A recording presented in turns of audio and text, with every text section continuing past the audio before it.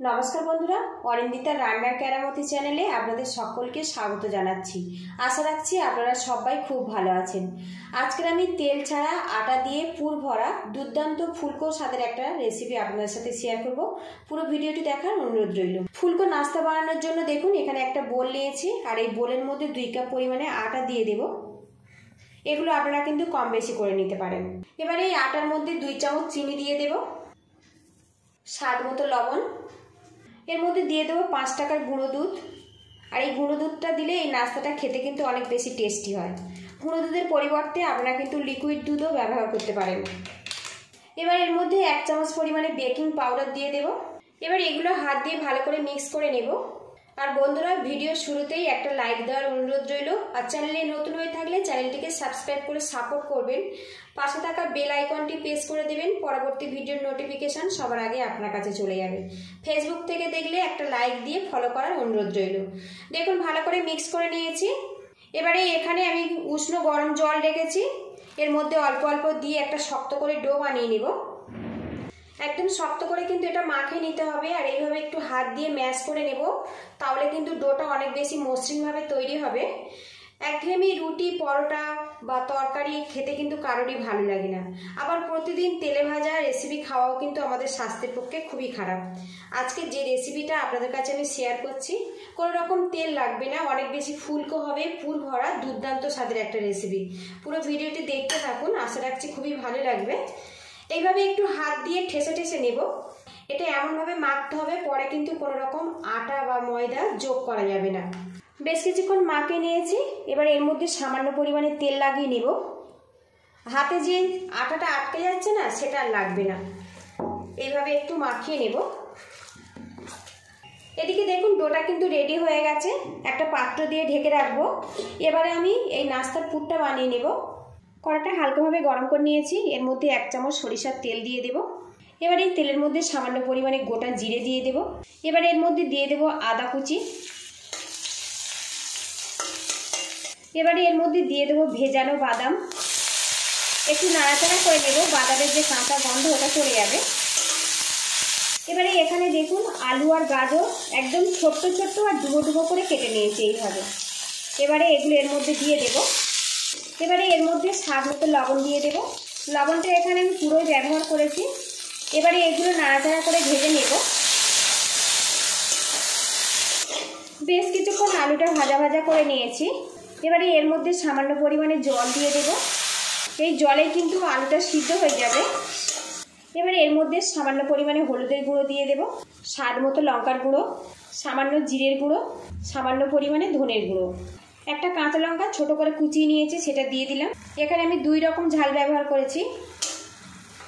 ভালো করে মিক্স করে নেব।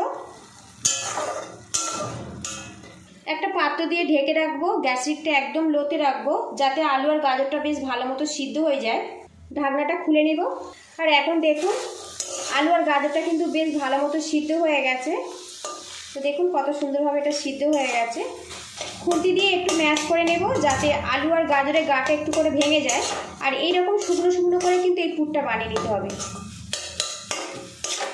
সবশেষে 1 চিমটে পরিমাণে গরম মশলা পাউডার দিলাম। গরম মশলার পরিবর্তে আপনারা কিন্তু ধনে পাতা কুচিও ব্যবহার করতে পারেন। গরম মশলার গুঁড়োটা দিয়েছি, ভালো করে মিক্স করে নেব। আর এখানে কিন্তু গরম মশলার পরিমাণটা আমি সামান্য রাখলাম, খুব বেশি হলে কিন্তু খেতে ভালো লাগবে না। সামান্য দিলে ফ্লেভারটা ভালো আসবে। তো দেখুন একদম শুকনো শুকনো করে রেডি করে নিয়েছি। কড়া একদম কিন্তু খোলে কোনো রকম রস নেই, এইভাবে রেডি করে নিতে হবে। গ্যাস লিডটা আমি বন্ধ করে দিয়েছি। এবার এই পুরটা নামিয়ে আমি ঠান্ডা করে নেব।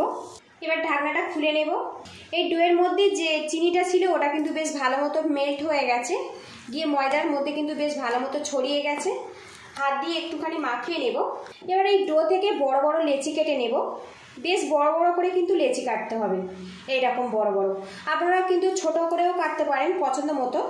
আমি এখানে দেখুন 3টে লেচি কেটে নিয়েছি, একদম সমান মাপের এটা কেটে নিয়েছি। একটু হাত দিয়ে ভালো করে গোল করে নেব। আর আজকের এইগুলো কিন্তু বেলার কোনো রকম ঝামেলা থাকবে না। এখানে দেখুন যে পুরটা বানিয়েছিলাম ঠান্ডা করে নিয়েছি।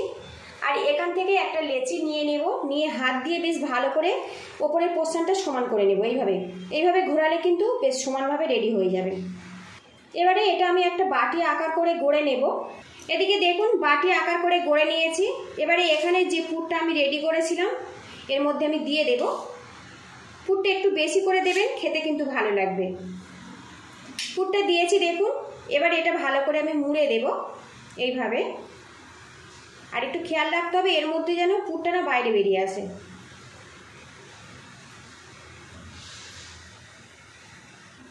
তো দেখুন পুরটা কিন্তু বেশ ভালো করে আমি এর মধ্যে দিয়েছি। আর এই যে মুখটা আছে এটা এইভাবে ঘুরিয়ে নেব এইভাবে। এবারে দেখুন একটু হাত দিয়ে এইভাবে সমান করে নেব। তো একটা কিন্তু আমার রেডি হয়ে গেছে। এইভাবে সবকটা রেডি করে নেব।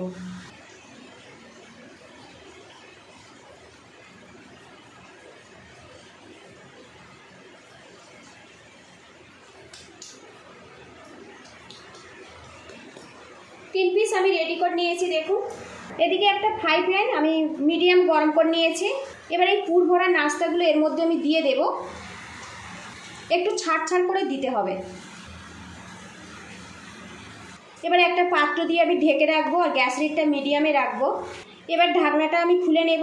আর এখন দেখুন নাস্তাগুলো কত সুন্দরভাবে ফুলে গেছে। এবারে এগুলো আমি উল্টে দেব।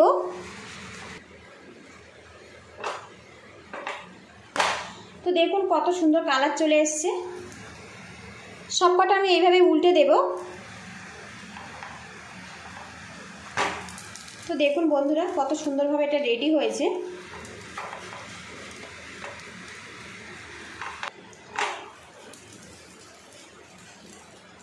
আবারও কিছুক্ষণ ঢাকা দিয়ে এইভাবে রেখে দেব। ঢাকনাটা আমি খুলে নেব। আর এখন দেখুন পুর ভরা আটার নাস্তাগুলো কিন্তু বেশ ফুলে গেছে। গ্যাসের হিটটা কিন্তু আমি বন্ধ করে দিয়েছি। এবার এগুলো নামিয়ে ঠান্ডা করে তারপর আমি পরিবেশনের জন্য রেডি করে নেব। তেল ছাড়া আটা দিয়ে দুর্দান্ত স্বাদের কিন্তু ফুলকো নরম তুলতুলে নাস্তা আমার রেডি হয়ে গেছে। এই রেসিপিটা আপনারা কিন্তু বাচ্চাদের স্কুল টিফিন কিংবা মর্নিং ব্রেকফাস্টে পরিবেশন করতে পারেন। খেতে কিন্তু সত্যি অসাধারণ হয়। যদি ভালো লাগে তো বাড়িতে অবশ্যই এইভাবে ট্রাই করবেন। কেমন হয়েছে আমাকে কমেন্ট বক্সে জানাবেন। পুরো ভিডিওটি দেখার জন্য ধন্যবাদ রইল। পরবর্তী ভিডিও দেখার আমন্ত্রণ জানিয়ে আজকে আমি বিদায় নেব। আর বন্ধুরা আজকের আমি এই রেসিপিটা কিন্তু সসের সাথে পরিবেশন করব। তো একটা নাস্তা আপনাদেরকে আমি কেটে দেখাচ্ছি দেখুন।